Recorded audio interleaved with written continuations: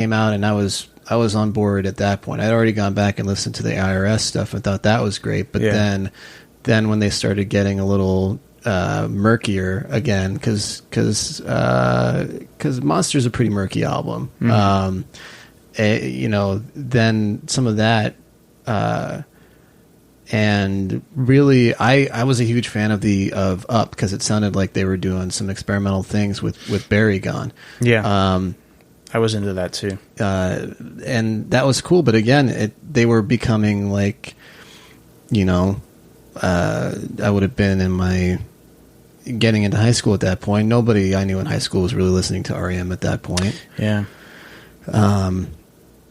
So I wonder kind of how much of that is because they made it.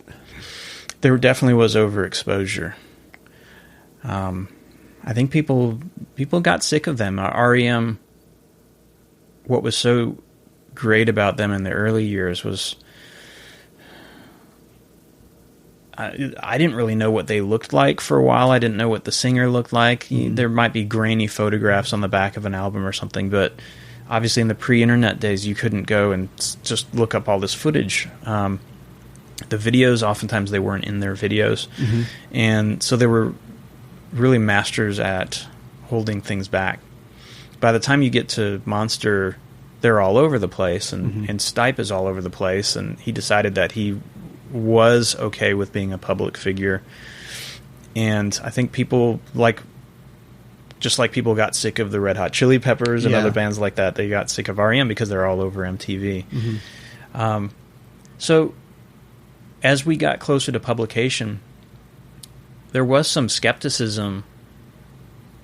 Why is an R.E.M. book coming out now? And then just a pure stroke of luck. Just as the book came out, R.E.M. was just having a little bit of a moment. There was, I'm sure you're familiar with the podcast that was done by Scott Aukerman. Oh, yeah. Yeah. So that was happening, and that was kind of winding down. And there are a lot of, that podcast has a lot of listeners, and a lot of people just listen because they think those guys are funny, but suddenly, because the podcast was sometimes in name only, but for the most part about R.E.M. That was what they transitioned into after U2. After U2, right. And so I think the book has benefited from that. I think the book has also benefited because a lot of people that work in the music press now were R.E.M. fans when they were first getting into music. And everyone missed R.E.M. And so there was not a lot of arm twisting to get people to review the book, because I think everyone was excited about the idea of a book about those IRS years of R.E.M. But yeah, I hadn't really thought about what you were saying, that R.E.M. in a way became murky again, and they do Up, they do Reveal, which I think is a really good album. And they went back to being a little bit of a cult band. But the difference was that with the early years, it was a smaller label, smaller distribution, and there was an idea of kind of an ascent happening, whereas on the other end, there's a descent happening. And they've got this legacy behind them at that point. And I remember reading, because I think Collapse Into Now is a great record. It is, yeah. And that was, I remember reading an interview, I think with Stipe, where he was talking about how, for him, if they weren't, they made a conscious decision to have these kind of shorter, punchier songs as opposed to some of the more meandering ones that they were doing at that point, or more stretching out kind of songs. And there was, heavier guitar again, and some more focused on riffs again, it seemed like. And that it's like there was this conscious shift to try to do some of what they had done at the beginning a little bit, and which it can't possibly sound like what they were doing at the beginning, but it was good. It was I really enjoyed it, and it's got to be hard to you want to continue to grow as musicians, you want to maintain relevance, and then you turn around and suddenly you've got at the point that comes out, they've gotten like 30 years behind them. So it's I mean, to hold something together like that is pretty insane.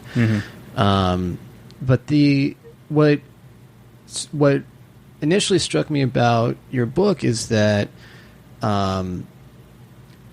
was the idea to not to write it from a perspective of the people that were there at the time in the scene, and actually talk about the entire Athens scene a little bit and what was being built up around them, along with the ascent of R.E.M. Yeah, and to not actually involve any of the members of R.E.M. in the process. Yeah, well, and that's another case of there's this energy to doing this book, and a certain door closes and another one opens. So I would have welcomed the opportunity to talk with R.E.M., and I did communicate through an intermediary with their management about that possibility. And I wasn't too surprised by the response. The response was that, generally speaking, they don't get involved in the biographies. And there have been a couple exceptions. There's a book by Tony Fletcher, which is probably the definitive R.E.M. book. Now it's called Perfect Circle. The earlier printing of it was called Reveal, I think. Or no, Remarks. Remarks. They did participate in that one. But even that one, the first couple editions of that, for some reason he was not able to reveal that they had participated. So he has all this information, but it was only kind of the penultimate edition where he wrote this intro and said, oh, by the way, actually, this was completely endorsed and authorized. So that was kind of the one, but there have been a bunch of biographies, and sometimes the authors of these biographies are able to get Peter Buck or Mike Mills or someone to talk, one of the band members. Somebody who's a little more accessible. Yeah. So Bertus Downs, his message back to me was that people are free to write biographies, and R.E.M. will not interfere in it. But generally, you're kind of on your own. And this is the exact same policy that Bob Dylan has, that David Bowie had. You look at all of the biographies of them, and none of them ever had participation. Right. But it was kind of, for me, it was, to be honest, I wasn't that upset. It was kind of an opportunity. R.E.M., because there was so much exposure during that era, we were talking about a Monster and Automatic. There are a ton of interviews already on record. And even Stipe, at various points was media shy. At other points, he did tons of interviews. So pretty much everyone in the band is on record on just about every conceivable question you would ask them. So the focus for the book became just all the other things that they didn't talk about, or all of the other people in the story, and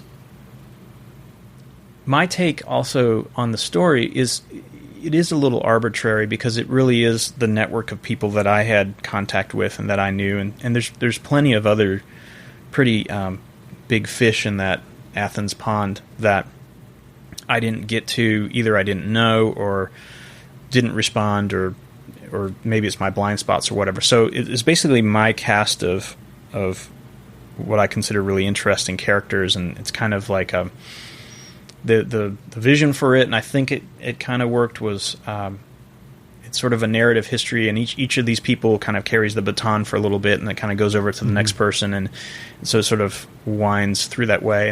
And I felt like the people that I did find, that it was a pretty good cross section of people. So you had a couple of the girlfriends, you had a couple music industry people. So you had Jeff Walls from Guadalcanal Diary, who very tragically actually just passed away, and Chris Edwards, who was their tour manager for a while, and so you had that perspective, kind of the road perspective.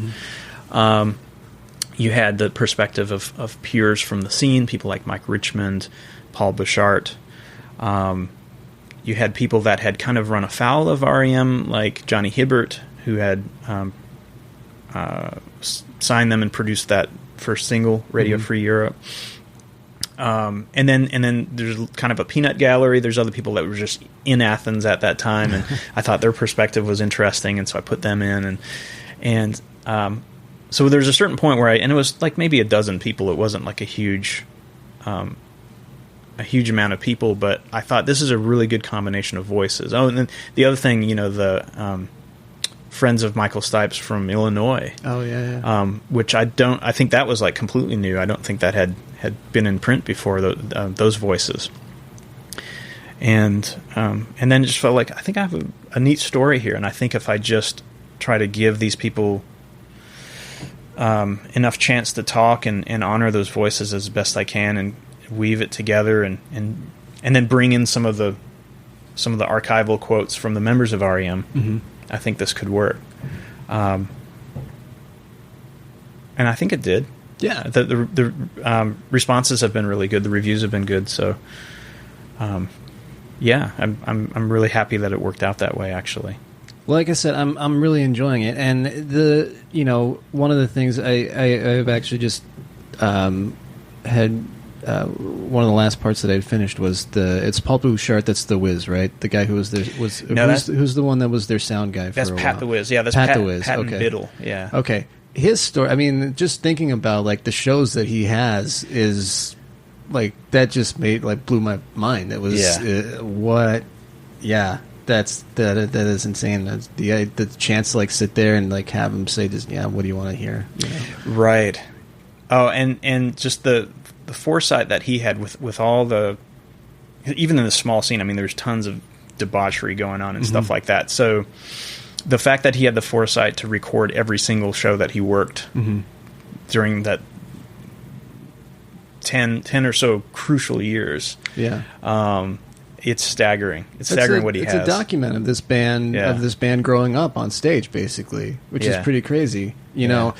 And another thing that I thought was I have to check out Pylon in whatever way that I can, because I'd never heard of them before this, and it sounds like they're kind of a pivotal figure in this Athens music scene. Like if it's not for them and then also the B-52s, then this sort of explosion of the I guess what you could call an art rock scene doesn't happen so much. It's true, and I think also would R.E.M. have gone in the kind of arty direction that they did? I would think over time they would have, just because Stipe's interests were in that realm. But R.E.M. were stung by the initial criticism that they were just kind of a cover party band, which I'm sure also is a surprise, right? Yeah, it was. And bands like Pylon kind of raised the bar as far as really making weird stuff that people are into, and so they were looking to bands like Pylon, and the Method Actors was another one, and Love Tractor were kind of coming up at the same time as R.E.M. I think R.E.M. might have actually gotten in quicker, but the guys in R.E.M. were really into Love Tractor as well, and that they were mostly instrumental and influenced by Eno and stuff like that, and doing kind of weird but danceable stuff. What I was going to say about Pylon, though, is I think Pylon only made a couple of albums, and I don't know the albums very well. I think they're probably pretty solid, but the soundboard tapes that Pat the Wiz has of Pylon are, to my ears, the way to hear them, because I think the bass sounds a lot better the way he recorded it than on the albums, and it just it's very trance-like. And I think I've got all that stuff. I can get you copies of that. That'd be awesome. I think if you hear that, you've heard Pylon, and it is worth checking out. And I'm pretty confident, just looking at your record collection, that you would dig them. Cool. Yeah, I do have kind of a interesting collection, but. So one of the other things that I was thinking about too is that the opportunity you have, because if you're the artist, you have the ability to color your history in whatever way you want. If you're approaching these people that were there experiencing along with them, they're going to have their recollections, and they're less likely to try to kind of alter the history of what of what was actually going on. So that was interesting to me. But the other thing is that you're also the memory is the least reliable thing. So you're also having to kind of navigate and reckon